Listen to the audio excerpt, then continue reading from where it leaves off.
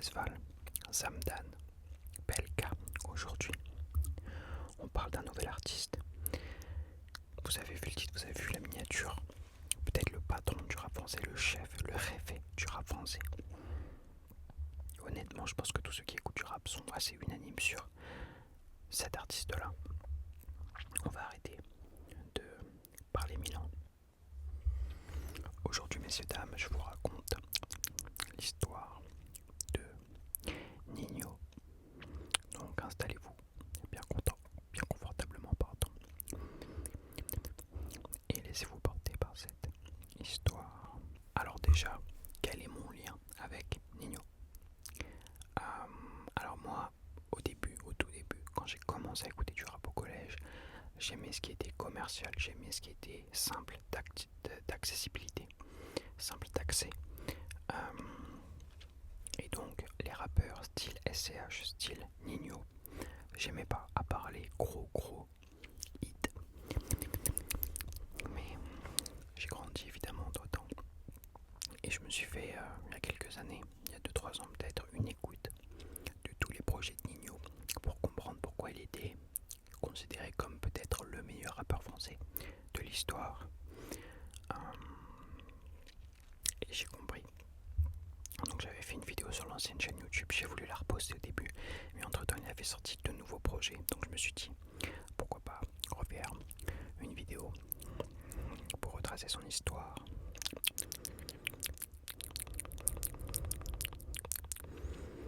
Donc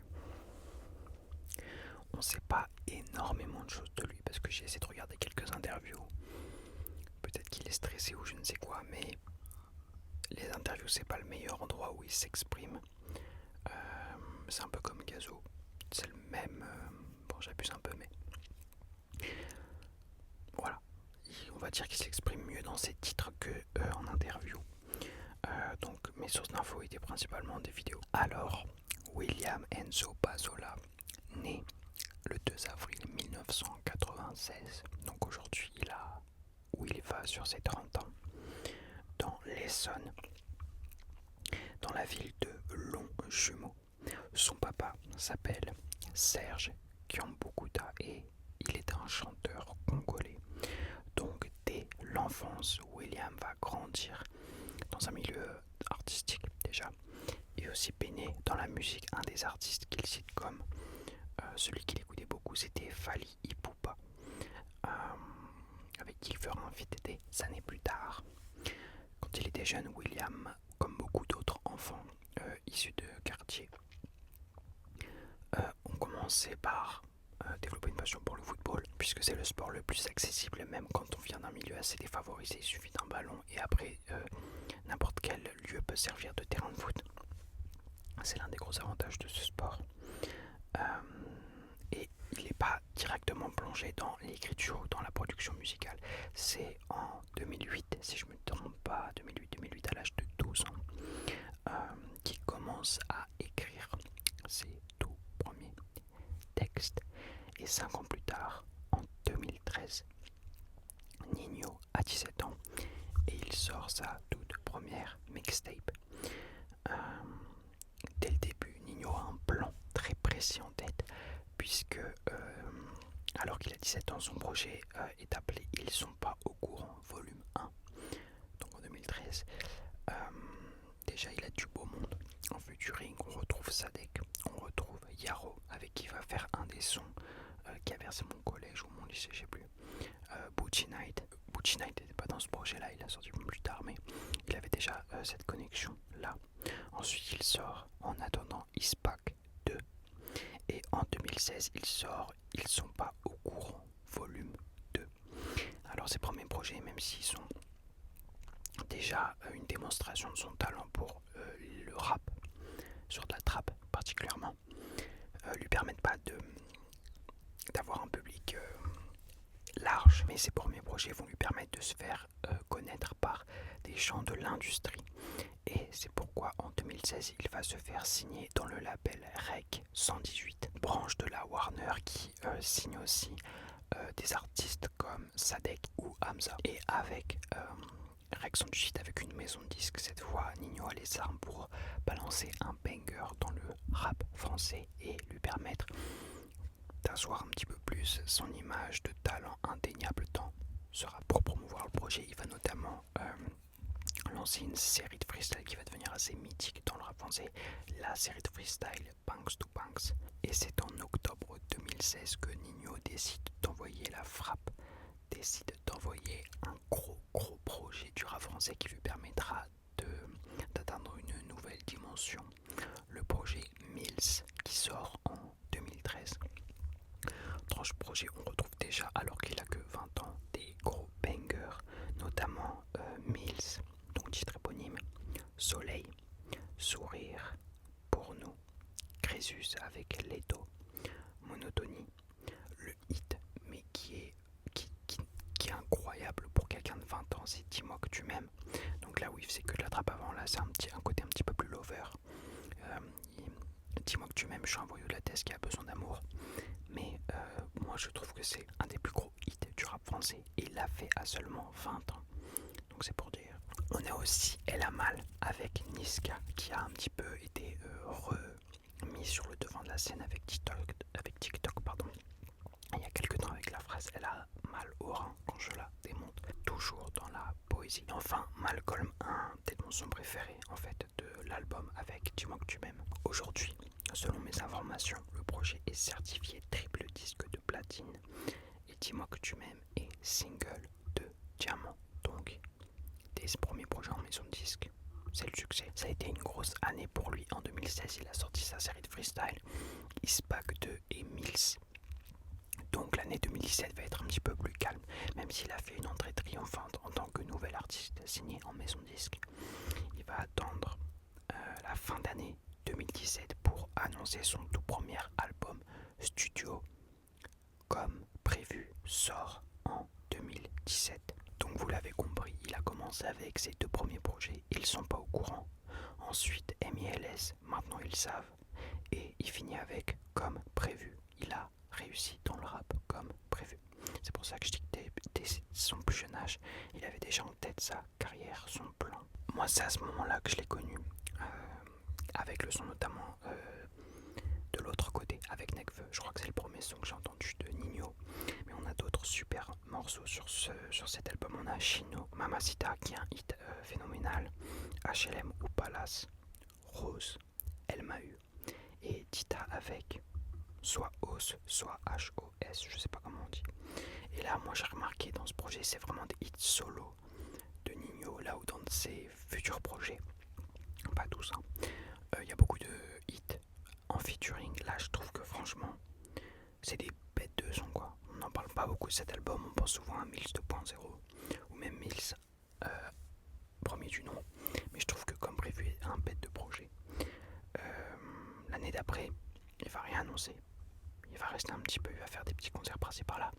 Et un jour, pendant qu'il fait un concert, il annonce à ses fans qu'il sort une mixtape surprise, tout simplement Mills 2.0 qui sort en 2018. Dinguerie, tout simplement. Alors là, dans Mills 2.0, on a peut-être mon son préféré de Ninho, le titre éponyme Mills 2.0. Je crois vraiment que il fait partie de la classe privilégiée des sons que je connais par cœur. Pour l'instant, il y a Mills 2.0, Émotif de BLK, Mauvais payeur de La Fève, et j'en ai peut-être oublié d'autres, mais voilà. On a aussi d'autres hits comme Fendi, Mama No Cry, Pavé, Umpoko. Umpoko, c'est aussi une folie. Umpoko, ça fait aussi pour moi partie des plus gros hits du rap français. En fait, il y a énormément de sons de Ninho qui font partie des plus gros hits du rap français. Alors que c'est que 2018, il a quoi?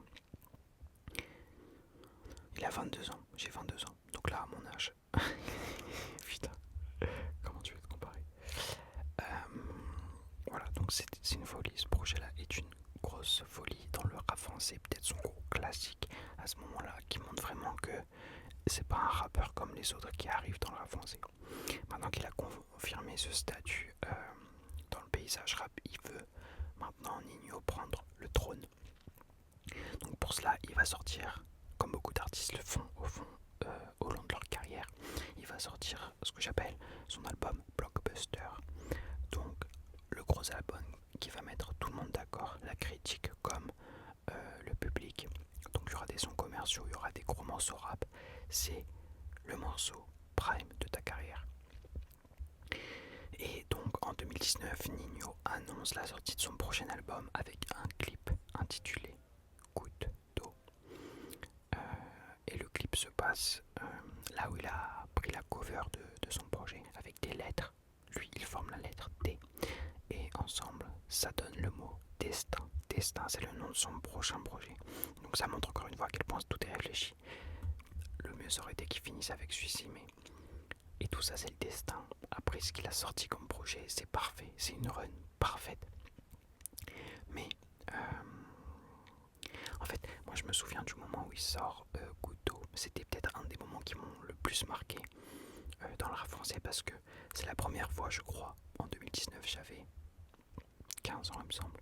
C'est la première fois que j'écoutais un morceau de rap sans refrain et où j'étais fan absolu. Et donc dans cet album Blockbuster, on a des hits phénoménaux comme Sans peine, La vie qu'on mène, peut-être le plus gros hit de Ninho, Goutte d'eau, Jeune Lossa, La vivance avec Koba qui en vrai pas si ouf, mais je sais pas pourquoi je l'ai noté. Je pense que la partie, si c'est bien, en fait c'est le refrain qui m'énerve, je crois. Big Pack, Maman ne le sait pas avec Niska, L'ancien, Jamais avec Tadjo, Jusqu'à minuit avec Joule, Putana, à Kinshasa avec Fali Ipupa, Zéro Paluche avec Tito et Monet avec Fawiza. Désolé si je prononce mal les noms des artistes. Et donc là, clairement, Ninho est à l'apogée de sa carrière dans le rap français. Il a même fait un feat avec Fali Ipupa, l'artiste qu'il écoutait quand il était plus jeune dans sa maison. Donc vraiment, ça a dû être un moment hyper important pour lui. Un moment d'honneur vraiment qui doit être hyper marquant. Mais à partir de ce moment-là, on va avoir malheureusement une petite redescente de hype assez lente, mais quand même. Un an plus tard, il va sortir Mills 3.0 et c'est la première fois qu'on va voir des gens commencer à critiquer Ninho. On va voir quand même des morceaux incroyables. Intro qui est dingue, Zipette, Lettre à une femme, le hit qui a un petit peu promu l'album, Privilège que moi j'adore, Tu sais qu'on est gang, La Puerta, Toutes les couleurs et Problème du matin. Donc là, c'est la première fois que les gens commencent à sentir une certaine redondance et on veut... J'ai vu beaucoup de vidéos d'autres youtubeurs qui disaient oui, qui trouvent des excuses en fait, qui disent ouais, mais en même temps là tout type il peut pas se renouveler tout le temps et tout. Moi je pense que c'est pas une question de redondance, c'est une question de il a tout fait. Il a tout fait. Après Destin, je pense qu'il a pas la même façon de voir les choses qu'avant. Et donc il a pas la même magie quand il veut faire ses musiques. Je pense pas que quand il rentre dans la cabine pour faire les morceaux de Mills 3, je pense pas qu'il soit dans le même état d'esprit que quand il fait Destin tout simplement. Donc moi ce projet m'a beaucoup moins marqué évidemment, même s'il y a des morceaux dingues. Zipette qui reste un hit évidemment. La prod, quelle prod, je crois que c'est Isos en plus qui avait fait une vidéo sur le fait qu'il avait fait la prod dingue. L'année d'après en 2021 il sort le projet Réfé, qui selon moi est un de ses meilleurs projets en termes de hit. Je pense qu'il est en dessous de Destin en termes de hit, parce que en termes d'esprit rap, Mills est comme prévu et Mills 2.0 sont devant. Mais en termes de hit, je pense que c'est son deuxième meilleur projet. On a des sons comme Intro, Réfé, VVS, OG, Arme 2 points, Vérité, Aïcha, elle est incroyable celle-ci, Athéna et La maison que je voulais. Tout ça, c'est des morceaux que j'écoute encore tout le temps. Contrairement au morceau de Mills 3.0, au morceau de Henny et au morceau de Mills 4.0. Donc vraiment je trouve que cet album, faut le considérer comme quelque chose de plutôt pas mal. C'est à ce moment là que normalement ma vidéo de mon ancienne chaîne ASMR s'arrête. Mais là, notre cher ami Ninho a sorti de nouveaux projets. En 2023 il a sorti Henny avec une photo de lui enfant sur la cover. J'ai noté énormément de sons que j'ai appréciés, mais j'en réécoute aucun. ils sont dans la playlist Nino, d'ailleurs qui est juste là, que j'ai oublié de vous dire. J'ai oublié de promouvoir la petite playlist Nino si vous voulez vous refaire ces classiques ou découvrir, c'est une petite dinguerie. Mais donc on a La vie de Johnny, Yomoko Oyebi, Rich Porter, Blue Story avec Lil Baby. Je trouve que la partie Lil Baby est à chier et détruit le son. On a Edward Naum, 25G, branché sur Snap, Bad avec Omalai, encore une fois je sais pas si je prononce bien, Eurostar avec Central C, Chirac et Bon Kassa. Ça reste des bons morceaux à la Nino, mais évidemment c'est pas au même level que Réfé ou encore moins que ses premiers projets évidemment. Mais là on arrive en 2024, je crois que c'était 2026, je crois que j'écris n'importe quoi, on va dire que c'est 2026. Mills 4.0, les gars tombent, messieurs, dames. Je sais plus combien de titres il y a, mais j'en ai aimé que 4 et aimer est un grand mot. King Von, que j'ai même plus en tête, je sais même plus qu'est-ce que c'est le son. Diamant de Bokassa, en vrai c'est grâce à Tiakola que j'aime beaucoup le son. J'ai pas changé, je crois que celui-là il est plutôt pas mal en vrai.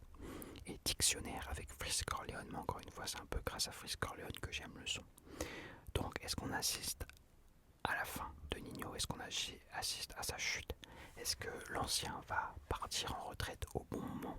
Ou est-ce qu'il va continuer d'enchaîner les projets et finir par tomber dans l'oubli? Comme le chauve de Miami par exemple. On verra. Il a sorti ce projet en 2026, donc s'il ressort un projet ce sera dans longtemps. Je crois qu'aussi il y avait eu des histoires, j'avais vu justement Booba qui disait que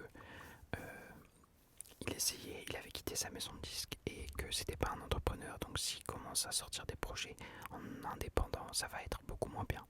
Est-ce que Mills 4 était sorti de manière indépendante? Je ne sais pas. Si c'est le cas, Booba avait malheureusement raison. Mais je ne sais pas. Ça, il faut vérifier. Je vous laisse le faire si ça vous intéresse. En tout cas, c'est la fin de cette vidéo, messieurs, dames. Dites-le moi en commentaire si cette vidéo vous a plu. Dites-moi aussi en commentaire si Nino est un artiste que vous écoutez. Qu'est-ce que vous en pensez tout simplement de Nino? Est-ce que vous aimez bien? Est-ce que vous connaissiez? Évidemment, je pense que vous connaissiez. C'est la fin de cette vidéo. J'espère qu'elle vous a plu. On se revoit très bientôt sur YouTube. On se retrouve dans une run de rap français que j'aime beaucoup. Voilà. On se dit à très bientôt. C'était Monsieur H pour